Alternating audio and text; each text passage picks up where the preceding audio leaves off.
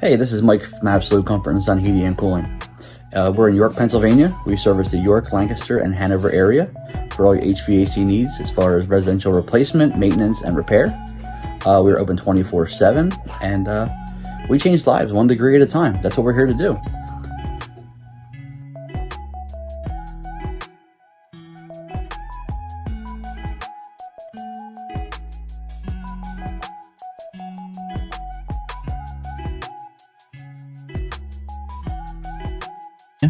You can get a hold of us at 717-814-2070 or 818-1785. Our website is absolutecomfortandsonllc.com, and we can reach 24 hours a day.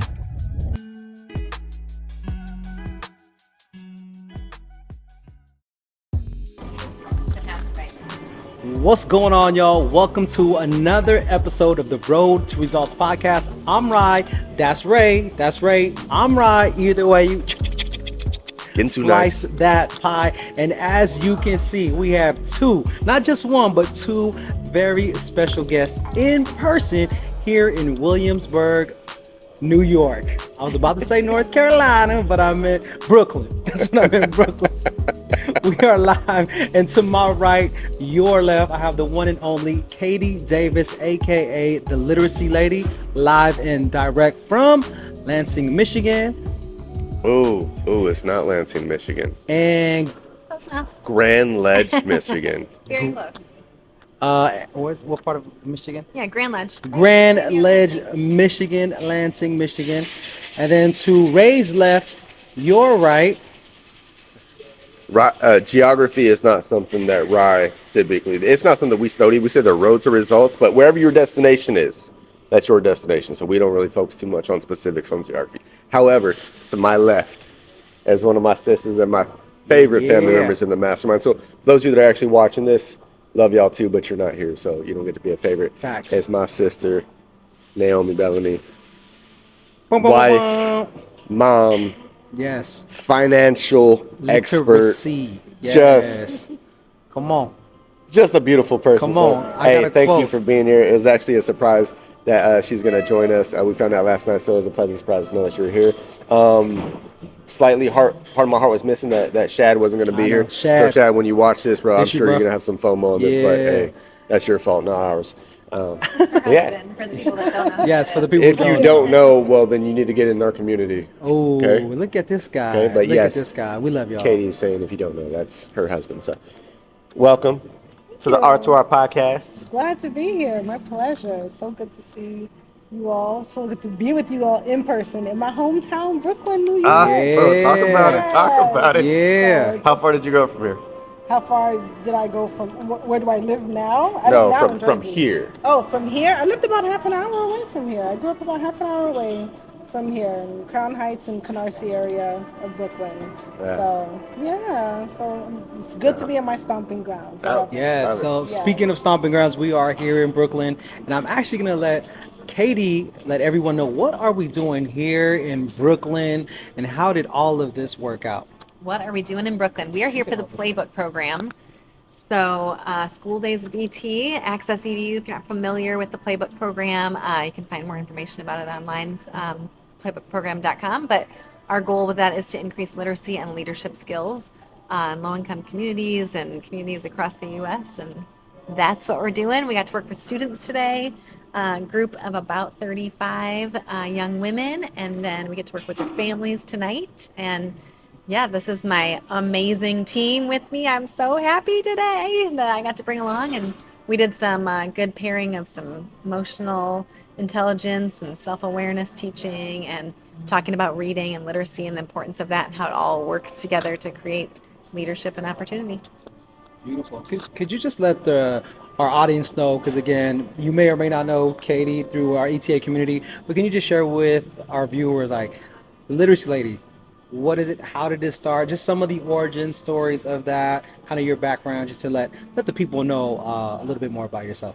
Sure. Yeah, I am an educator. So I was a classroom teacher leader for about 15 years. And I always usually start with wife and mom of three.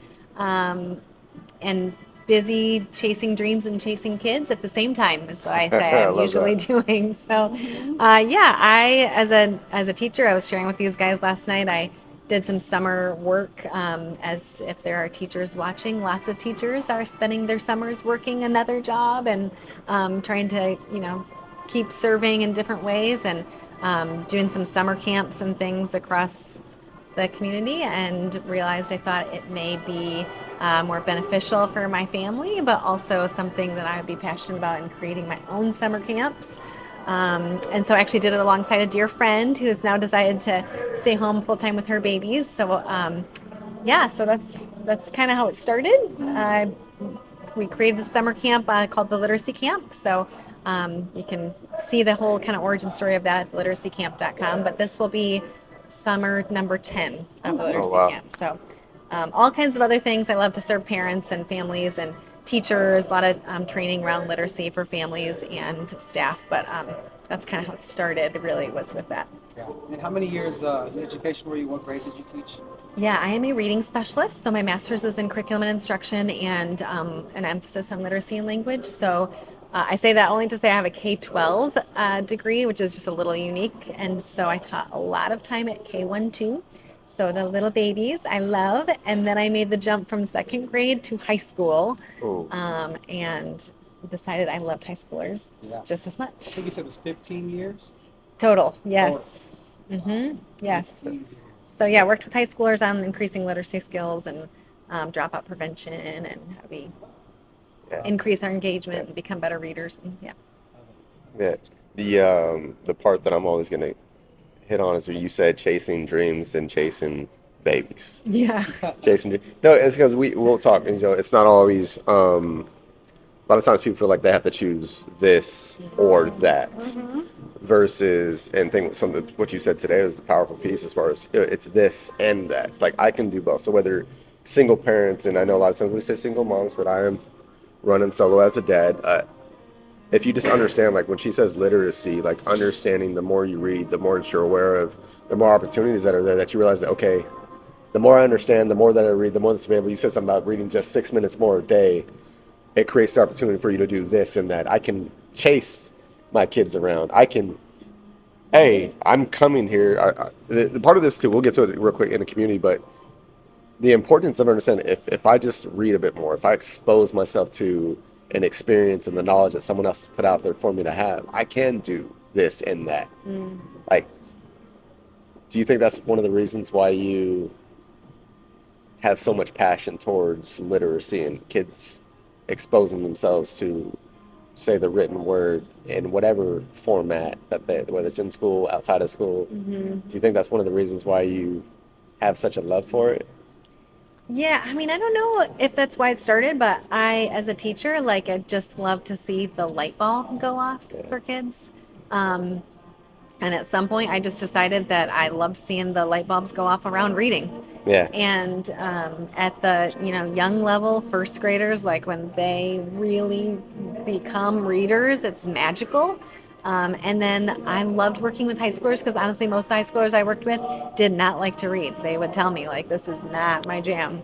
And so it was fun to find things that they like to read and to see them like realize how it impacted their lives. And 6 minutes he was sharing. We talked with students today about just what a difference it makes when we increase our reading level and then increase our opportunity for levels of education, and then that changes our opportunities possible for us for careers and income. And how many more words did you say?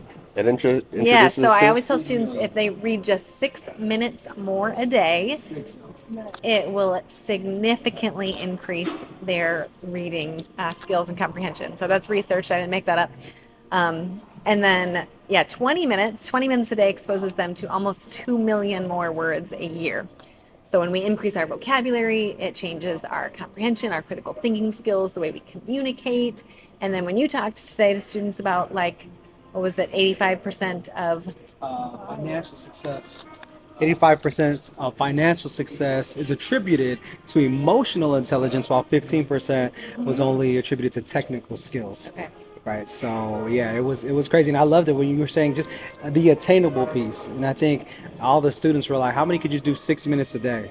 Yeah. And I loved all the other stats about helping you go to sleep better and how much more money you can potentially make a year annually just by increasing your vocabulary. And I think that's something like Ray, for those of you who don't already know, if you don't know, you got to already find out. But learning the language, as we're on literacy, learning the language of real estate, learning the terms, learning how it all works might seem foreign until you actually take his class. Yeah.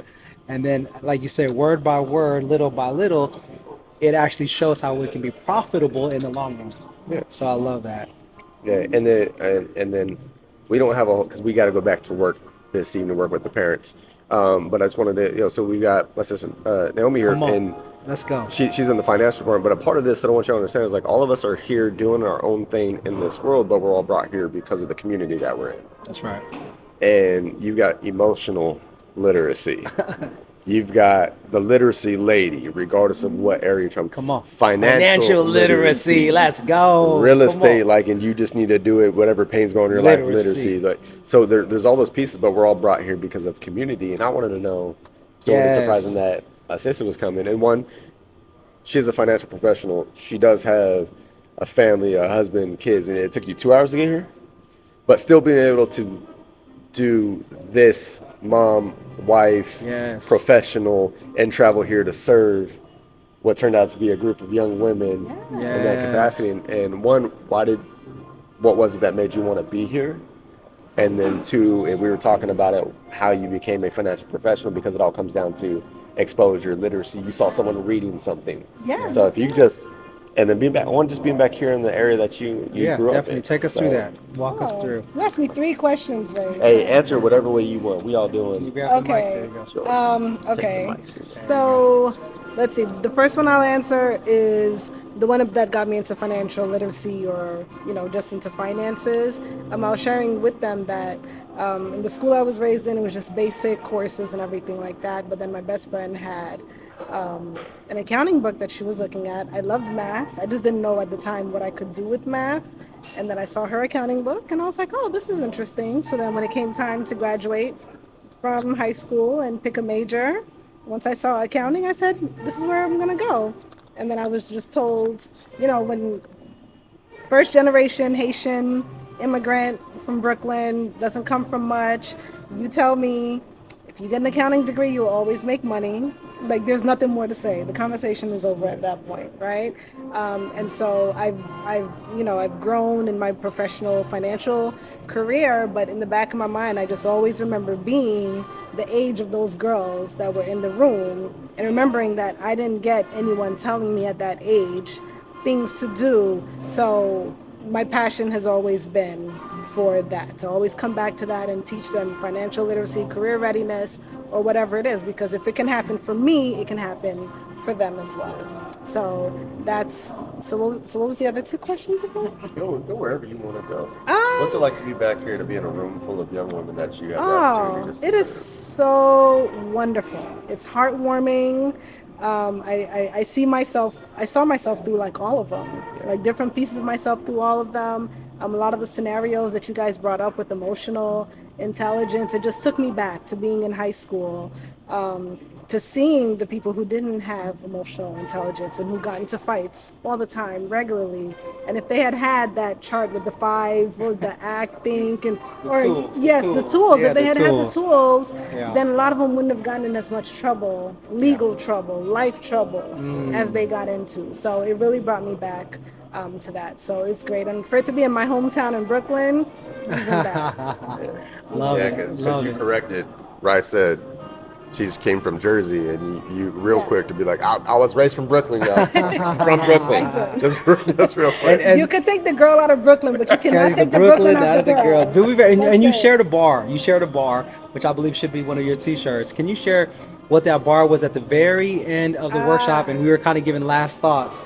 And then you shared a bar. Do you remember what that bar was? Yes. So we were talking about our favorite books, Yes. and my favorite book was Secret of the Millionaire Mind. Yep. And I said I needed to get my mind right before I got my money right. Say that one more time, real slow. All right, catch this, y'all. Yes, I need to get my mind right before I get my money right. Come on. Yeah. That was big. You dropped that. Everybody was like, "What?" They were all writing down, all Yeah. taking notes. Yeah. So we're gonna do something a little different to end this podcast. So just take a moment, think about one question, Katie, you would like to ask Naomi, and Naomi, you would like to ask Katie, and we're gonna just kind of let y'all riff with that, and then Ray and I will finish off. So I'm gonna pass the mic. Katie, if you would like, or Naomi, would you like to go first? What question do you have? Katie for can go Katie? first. I'll go. I got something already. There you go. I will. Because as you guys were talking, I was thinking, I don't know if I answered your question either. And you're saying like chasing dreams and chasing kids. We didn't dig into that really. But when my first conversation with Naomi, I asked her right off the bat, 'cause she told me she had 3 kids like me. And I'm always looking for the advice. So I asked her right away, hey, give me some advice on how do you do this thing with 3 kids? Hers are a little older than mine, so she's a little tiny bit more seasoned than me. And how do you do all the things that you want to do and, have our families still feel like they're number one, but be able to do all the other things too? So you gave me some good advice. You share with the people here. Yeah. My first thing I always say is be gracious to yourself. Mm-hmm. Give yourself a lot of grace. We're not always. I have to be okay with the fact that I'm not always going to get it right. One day something's not going to go my way. The kid, as long as they're healthy, at the end of the day, they're happy, they're fed. How they're fed, how they're happy sometimes. We talked about that We last did. We talked about dino nuggets. Right. There are seasons for dino nuggets, So, okay? As a mom, if I'm not there, if I'm on travel and if I'm not there, it's none of my business if he's feeding them Chinese food, pizza, and all that.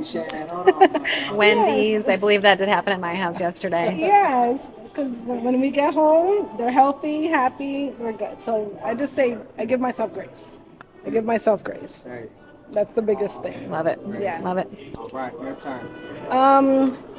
So you've done, you're pretty impressive. You've done a lot. 10 summer camps, right? So what's your absolute favorite part of either the summer camps or the playbook? Like, what part of it, like, keeps you fired up? I don't know. I've been an entrepreneur for 10 years now, so I do all of the back end side of stuff and the planning stuff. I know we talked about that. But I will say what keeps me fired up and like really feeling energized is when I get to be in the room with students. So I love my summer camps now run, independently with staff that I hire. So I love being able to just come in and see how it's going and feel the energy and be with the kids and see things, happening and impact happening. And just like today, we spend a lot of time planning for events like this to make sure they're pulled off well. But the real magic and fun is when we get in the room with the students and we get to work with them and ask them questions and hear from them. And I love, like today, when we had some books out and the high schoolers are browsing books on their own on their way out. I love that was really that. nice. So yeah, the get right in there and the action with kids and see the impact firsthand is the best for sure. What percentage of time, if we had to encapsulate it all, what percentage of time are you actually spending in the room with the kids? Now. All the energy that's done, Yes. what percentage of that is actually in the So room? what actually, like today, how much work are you putting in? Yeah, it's a low percentage, to be honest. So Yeah, throw a number out there just because I know that's the answer. but- yeah, I'm terrible at this too. I'm totally making something up, but Yeah, that's fine. 20 to 80, 20% with. Ooh, and I'm making that up, and, but and I I'd love say, and I, there's and I wanted y'all to understand that because it's no matter what. Like one, Naomi said, like okay, like give yourself grace. Like even as a parent, the things that you're doing, like we had certain plans. We want to do certain things. We want to feed them the most healthiest food, but like there's a season for dino nuggies. 1000%. For me, like there's a season for like those frozen lasagnas because my daughter loves those. But yes. it's when you start doing all the work and all the things, like a lot of us expect that that's the thing that you're like, what keeps me fueled. Like a lot of us think it's the 80%, but there's a book that's actually called, it's the 80-20 rule. That's true. I did not think of that when I just spend- made that Spend percentage. 80% of your time planning and making sure that you have all this stuff to get the 20% is what you're getting the results, and that's where all the fruit and stuff is received. And a lot of us think that it's the complete opposite, that I should do a little bit of effort, a little bit of planning, even the hoodie. And you've heard me say, like, if you want more, you have to prepare for more. Do the prep work. The prep work is all that 80%. And that's in anything we do. Parenting, we want to do this, we want to do that, but our kids got to be at school. They got to be in their extracurriculars. Yes. They're going to be sleeping. It's like, yes, I want to be there all day long, but if I do all this stuff in the 80%, the 20% can be so much more fruitful, that I can have the energy to outlast the this and that. And I think some of us forget that I can chase my dreams and chase my kids, but I have to understand that 80% of everything that I do is in the preparation for that. It's in the planning for that. It's the grocery shopping. It's the Zoom calls that are during lunch, that, or when me and Rye are talking and you're like, I'm sorry, I've got like 50 texts that I got to respond to. I have no idea what you guys are talking about. But that's I got someone that filling in for me, but they're asking me to call, and I call them, they're not answering. So now I'm like, okay, what's going? It's not always. It's not this smooth system. Not always the fun this, stuff. Yeah, and that's part of it. But when you get to that moment, I think that's when you see the fulfillment of all the work you've been doing, and you see somebody else benefiting from your plan and your effort. When you have kids I've read 3 of those books up there, and this one was important because, can I have the mic? Like, this one was important. Yes, that's what our students did today. Yes, I love like, that. when you see those things, like, I see you, like, oh, they're all talking about books. Like, let them talk about books for a little bit. Like, there's so much work that goes into the things that you want for yourself, the plans that you have, the vision that God's put on your heart, and everything else. But you have to be willing to, I don't even like saying sacrifice, but sacrifice. Sacrifice It is. sacrifice the idea that it's going to be comfortable. Sacrifice the idea that it's going to look like what you think it's going to look like. Sacrifice all those things and those misconceptions that this is a seamless and easy and nice, calm river float experience, because it's exciting. And there's so many things that are going to happen that you didn't expect to happen. But 80% of what you do is going to be unseen. The 20% that is seen is what's fruitful, and you got to understand that it's not the other way around. So be prepared to have that journey and grow as an individual and to endure all those obstacles so that you can receive that 20% that honestly fuels you, and you're willing to, okay, you were tired and now you get to that moment, now you're re-energized, but okay, I can do this again. I would do this again. I would love to do it again. So those are my final words, but I know. Beautiful. So we'll start there, and then we'll just give final thoughts. Naomi, Katie, and I'll just wrap it up. Final thoughts for our audience. What would your final words be? Just for anyone watching right now, there's no rhyme or reason. What message do you have for all of our viewers, all of our listeners? I will freestyle. I will say continue to support the work that Ray and Rye are doing. They are 2 amazing individuals. Facts. Oh, absolutely. No. What you guys are doing is absolutely amazing. And Katie, what you're doing is amazing as well. So it was truly a pleasure to be here with you all in person and to watch what you do, because I am learning so much in the process. And just to continue to be, inspirational and be impactful in everything that you do. You guys watching as well. Everything you're doing, be impactful, be inspirational. And you guys, I'll continue to be inspired by you. Always, yes. I was just like listening to you instead of thinking about what I was going to say here. I don't have a plan. I will say this. I don't know how many parents or what kind of parent audience we've got here. But I will say you heard the tips already on getting those kids to read more if they're your own kids at home, for sure. But also, if there are parents who are trying to chase dreams and chase kids, it is doable. Yeah. And you surround yourself with good people at work and good people in your community, in your village at home. And I do have it on. I have a bracelet that I wear every day that says "Be Here Now," and that is the best advice I would give for people trying to do all the things. Is that to be where your feet are. When I'm in a room with students, I try to be there 100% and give them all of the things to make the most impactful programming. And when I am on the floor with my babies at home, I try to be there and give them 100% of me there. So I think that's the best way to try to do both things. I love that. Your presence is the true gift. Your presence is so for me, I'm just going to sum it all up. The word of the week is literacy. Whatever that literacy looks like. And just a reminder that literacy is little by little, it's letter by letter, word by word, right? It's letters and then words and then sentences and so on and so forth. And take that and apply it in all the different areas of your life, in health, in fitness, in finance, in emotional intelligence, in really whatever you're doing. Like, take the word literacy and the concept of what it means to learn how to read and apply all of those same principles into what you're doing. And I promise, if we just take those baby steps and grow little by little in all the different ways, and we will definitely get the results that we all deserve. So literacy, are you put in the word? What kind of literacy are you lacking in? What kind of literacy do you want to grow in? And if it is just even just reading, please, please, please, readers are leaders, as we learned today.